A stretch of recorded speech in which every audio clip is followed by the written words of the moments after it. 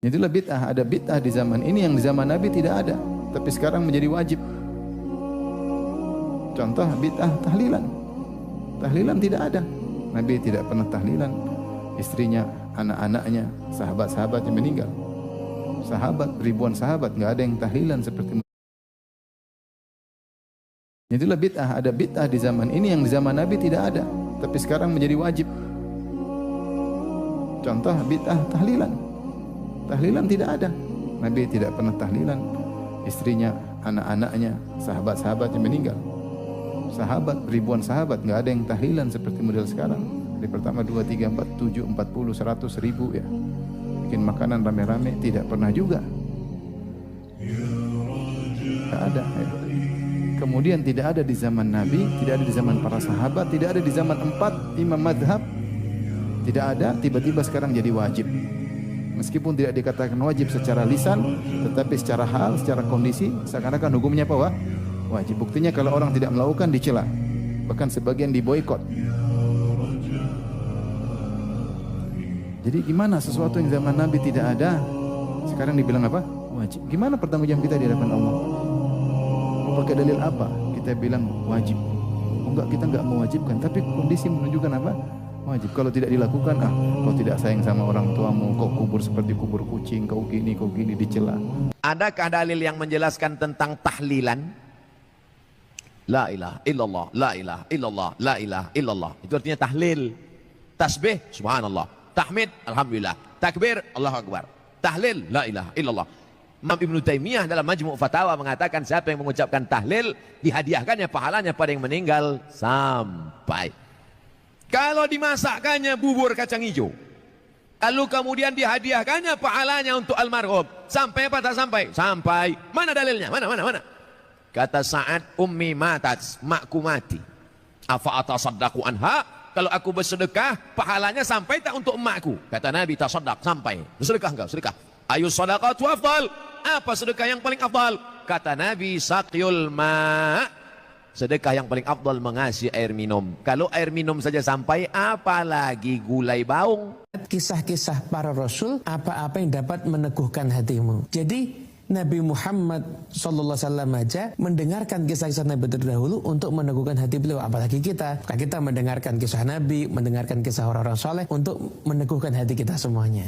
Oh gitu. Tapi kalau Anda nggak mau ikut hall nggak apa-apa kan, Ben? Nggak apa-apa, nggak ada yang bilang hal itu wajib. Apa-apa, yang penting saling mencintai karena Allah.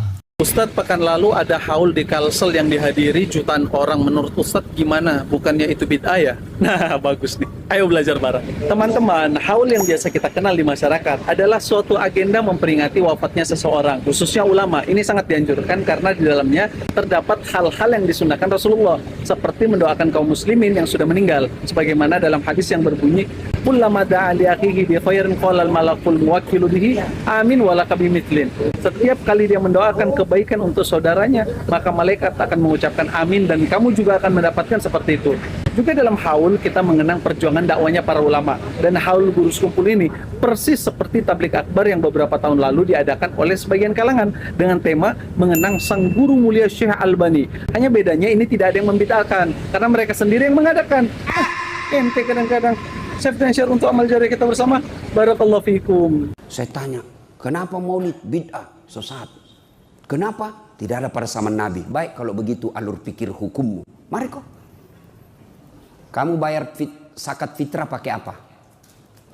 Beras. Kalau tidak ada beras apa? Rupiah. Oke, cek. Ada beras pakai Nabi pakai zakat fitrah? Beras ada? Tidak ada. Zaman sahabat? Tidak ada. Tabi'in? Tidak ada. Tabi'in? Tidak ada. Berarti bayar zakat fitrah dan rupiah bid'ah, sesat, masuk ke neraka. Stres mako? Ayo. Sini lagi. Nabi dakwah pakai mic? Tidak. Cek. Nabi pakai mic? Tidak ada. Zaman sahabat? Tidak ada. Tabi'in? Tidak ada. Tabi'in? Tidak ada. Pakai mic, sesat. Jangan kau pakai mic. Karena sesat. Mari kita ceramah tidak usah pakai mic. Itu gak ada zaman sahabat doa seperti itu. Ya mesti gak ada, mana mungkin sahabat baca itu di depan Nabi. Masa Nabi didoain, ya Allah kalau dia baik maka fazid, maka kalau dia buruk, ya nggak mungkin. Lah mereka nyerang kita itu nggak ada dalam sejarah sahabat. Ya, sahabat kau nahlili Nabi itu gak Nabi, mau didoain maghfir lahu. Kan ngenyek kanjeng Nabi jadi didoain maghfir lahu. Ya mesti saja sahabat gak akan tahlilan. Yang kabudut itu Rasulullah, bahkan diistilahkan kabudut saja salah. Intaqala ila rafiqil ala. Nah kalau sampai harus ditahlili, kalau enggak yang rokok betul. Amalnya pas-pasan, dosanya berkelanjutan. Kondak gimana? Punya tanah warisan yang hasil ngerebut milik orang lain. Kamu sudah mati, dipakai anak cucumu. Ini berkelanjutan enggak dosanya? Berkelanjutan, berseri-seri. Acara ngeten iki menurut syarak bener, menurut sunnah bener, menurut hadis bener, lan nggih sae. Kasebat wonten hadis kitabipun Silahul Mukmin, Kanjeng Nabi dawuh, majtama'a malaun fayada'u ba'duhum wa yu'amminu ba'duhum illa sajaballahu da'watahum. Kapan wonten tiang kathah kumpul yang sebagian berdoa, kiai-kiai niki berdoa, yang lain amin amin, mesti diijabahi. Nah, ada dalil contoh sementara, ada dalil contohnya nggak ada dalil samar, jangankan contoh, dalilnya pun samar. Ada 4 kategori. Ya sepanjang dalilnya ada, contoh nggak ada, nggak harus diponis bid'ah dulu. Sepanjang tidak dicontohkan, digali. Kenapa nggak ada contohnya? Tapi dalilnya ada. Kan sering saya contohkan, makan daging dob nggak ada contohnya. Zakat pakai beras nggak ada contohnya. Contoh dari Nabi zakatnya pakai kurma, zakatnya pakai gandum. Berarti antum yang zakat pakai beras itu bid'ah semua. Nah, tidak, merumuskan ilmu itu nggak begitu. Ada kaidah-kaidahnya, ada dasarnya. Kalau belum dasar ini belum paham, jangan bicara. Itu yang berbahaya nantinya. Ya, jelas ya. Apalagi menafsir ilmu yang satu dengan ilmu yang lain, itu yang fatal. Ada tauhid, ada akhlak, ada fikih, ada tasawuf. Anda memandang fikih pakai tauhid yang nggak nyambung, nggak akan nyambung. Ya, apa hukumnya? Kemudian misal, apa hukumnya saya pengajian di Monas misalnya? Ya, mau pengajian di Monas tapi dinilai dengan hukum tauhid yang nggak nyambung. Tauhid itu hukumnya hukum akidah. Hukum akidah nggak bisa dipakai menafsirkan fikih. Akidah itu hitam putih, nggak ada abu-abunya. Kalau fikih itu pilihan. Ya, tarihil ahkamul khamsah, pilihannya pasti satu di antara 5. Bisa halal mubah, bisa tarik ke kiri makruh, kiri lagi kemudian haram, ke kanan sunnah, kemudian langsung menjadi wajib. Ya, bisa sunnah, bisa wajib, tengah-tengahnya mubah. Ke kirinya bisa makruh, bisa haram. Kapan itu menjadi mubah, makruh atau haram? Kapan kemudian jadi naik jadi sunnah? Kapan naik jadi wajib? Tergantung pada kondisi hukum yang menyebabkan itu dihukumi demikian. Disebut dengan ilat namanya. Jadi kalau belum paham ilatnya nggak bisa. Makanya tauhid diajarkan sebelum hijrah. Ya, fikih diajarkan setelah hijrah. Karena ketika hijrah sudah dekat dengan Allah, diajarkanlah fikih. Makanya kalau ada orang yang menghukumi dengan tauhid, belajarnya tauhid, menghukumi masalah fikih, pasti orang itu belum hijrah. Belum hijrah karena masih belajar di tahap-tahap awal, belum mengerti tentang hukum-hukum fikih. Ya, paham ya?